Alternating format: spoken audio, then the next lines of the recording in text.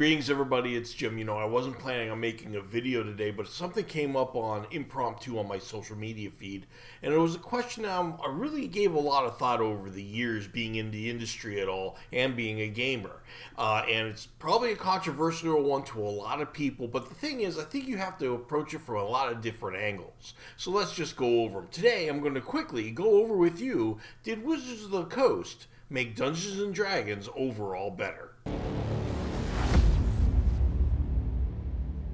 And make sure you click the link down below to get your eyes on the Republic of Tharda, the system agnostic setting for medieval authenticity for your campaign, really bringing things to life. The detail is unparalleled. It's been going, Hardworld's been written about for 40 years plus, and all the fans can't be wrong. Check the link below. So I'm going to approach this in categories because mainly I got a lot of experience in 5 different ways, actually. That's pretty unique. 1, I am a gamer, go figure. 2, I used to own a game store when Magic the Gathering started. 3, I have designed my own games. 4, I have produced my own games. And 5, and that is I am a marketer and public relations man for a number of game companies out there in different countries. And that's what I do for a living. So that's what I'll talk about first. Marketing. Does Wizards of the Coast make Dungeons & Dragons better because of their marketing? The answer is yes, absolutely. And it's not because Hasbro just throws a lot of money at it. That's not it. It is just because they did something very successfully. I mean, they were already pretty successful because they had D&D and everybody was playing it, but the mainstream success is because of what Wizards of the Coast has done. Mainly, one of the key factors, in my opinion, is this cross promotion of Magic the Gathering to Dungeons & Dragons players. They brought them up and said, hey, you like this? Try this. And they made some, they've just recently come out with some Dungeons & Dragons decks for Magic the Gathering and such, based on D&D. They just, and that and all the media hype and such throughout the ages, I mean, they've just grown the base. Now, this isn't to say that TSR didn't have something like this back in the day. They were always relevant. They were always in the comic books and, all in the bookstores, trying to make things happen. And the thing is, though, they were not marketers, though. And so a lot of the ideas that they had really fell on their face. They tried VCR games to get new kids in. They always knew it was about getting new kids in. They were smart on that note. VCR, DVD games, they were trying so many things. And kudos for them for doing that for guys who didn't know marketing. But now you can definitely tell there are people that are in the know once because once the money's there, when Wizards of the Coast and Hasbro got involved, well, they had professional marketers, and that's going to help. So they probably didn't lose as much money. One of the things I can tell you as a marketer, as an advertiser, is so much is lost on advertising because people don't know. They just give their money to the advertising agency. Okay, buddy, you go ahead. I'll give you X amount of thousands of dollars, and you go ahead and do their thing and make us known. And a lot of it can go up in smoke, and that happens even today with Facebook and Google and all of it, really. So you got to know where the potholes are, and that's kind of one of my jobs. So, but the bottom line is marketing definitely is a plus for Wizards of the Coast. So this next category, I understand, is a full eye of the beholder thing, and that is the artwork, I'm a fan of the old artwork because it meant something to me. That's my Dungeons & Dragons, right? But I can't say anything about the new Dungeons & Dragons that's coming out because young kids now are going to, 50 years down the line, are going to be like, that was Dungeons & Dragons for me, right? And there's nothing more apparent in that than if you looked at like 4th edition Dungeons & Dragons, you could tell that Wizards of the Coast was trying to target more kids, so they were getting more and more cartoony, and that's what we have now, actually, in my opinion. And not that I think that they should, I'm not saying, hey, they got to go back to the dark worlds here and stuff like that, but you definitely you can certainly tell that it is definitely more anime-ish, cartoon style, just to have that broad appeal. So in that case, have they made it better? Because they have actually done well with it, the answer's got to be yes, even though it may not personally be my style. So the next bit's a little bit tougher, and that is, are the rules better? You know, I mean, Wizards of the Coast have done 3 different renditions of which are all different versions of the game, quite honestly, and they're working on a 4th right now, which is going to involve a lot of computer stuff. How that's going to play out, I don't know. But let's give credit where credit is due, starting with 3 and 3.5. I mean, they made a system so loved that, you know, and mind you, people revolted against 4th edition for a number of reasons. One of them being, well, it was not compatible, and everybody with 3 and 3.5 already spent multitudes of cash on their investment, didn't want to move to something new. But also, they just loved the system, and it gave birth to Pathfinder, which hasn't gone away yet, and they make good money at it, so there's something to be said about that.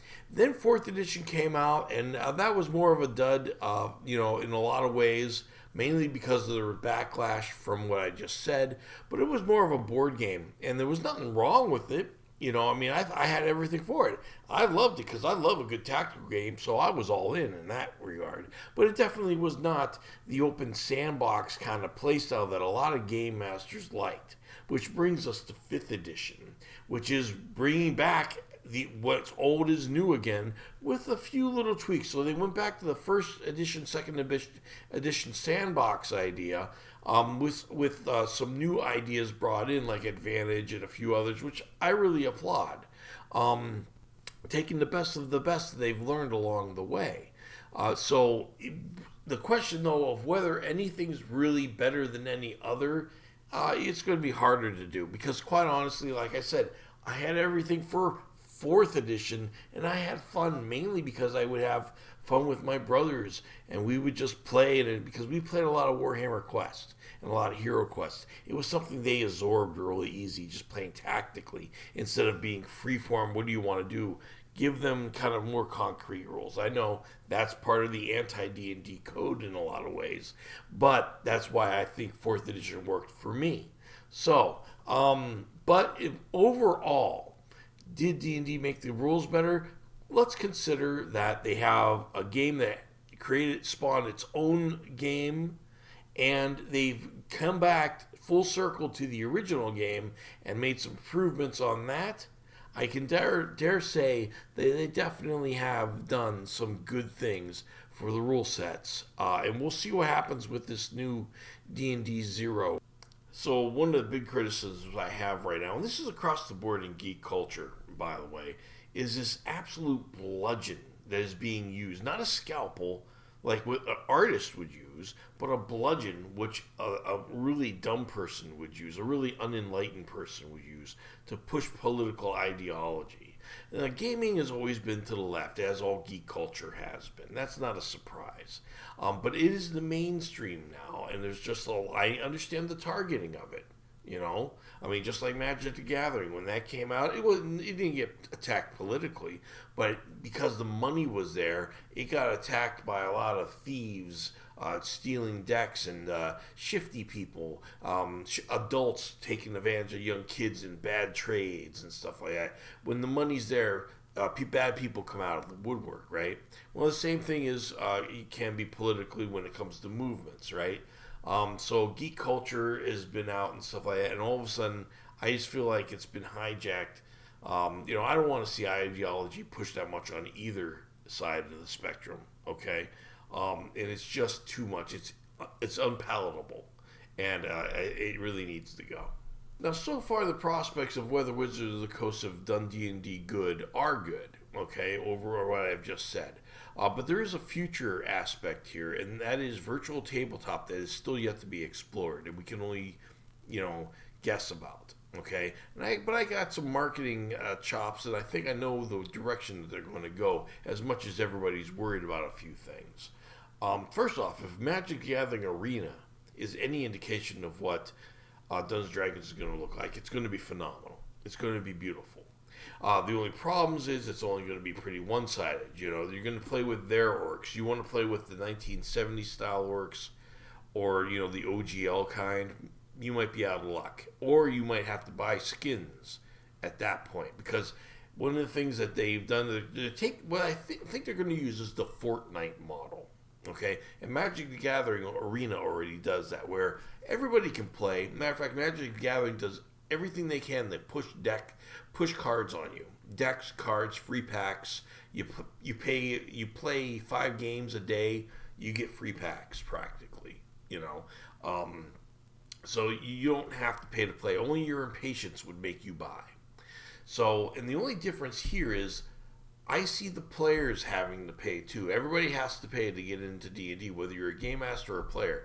That way, players can keep their notes and their characters. And I bet you 10 to 1, everybody's going to be able to paint their own characters and make their own models. I bet you that's going to be a thing. That makes sense to me. They already have Hero Forge. Why not have that online? So, and you'll be able to paint them online, really characterize them. So there's going to be a lot of tools and a reason for players to pay other than just to walk in on a game. I know they're a little bit spoiled. Let's face it, they're spoiled right now. The game master is the one that has to shell out the bucks. The most things that players have to do is every so often bring snacks, right? So, and it's not going to be a phenomenal fee. I don't see that. You know, hey, if Netflix is charging $7.99, you'll probably be charged $9.99 a month. And I mean, who wouldn't pay that? And it's probably going to be dang beautiful. Okay? And if there's any microtransactions that's there, everybody's going to be playing and probably have access to everything. Probably everything. Or mostly everything. Or at least the core books. Right?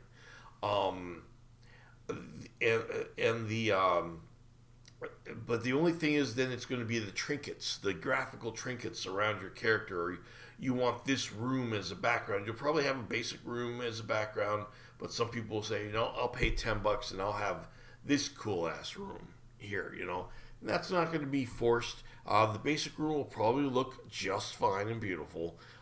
So it's not going to be one of those like you're living in a cardboard box, playing your game, in the background. It won't probably look like that.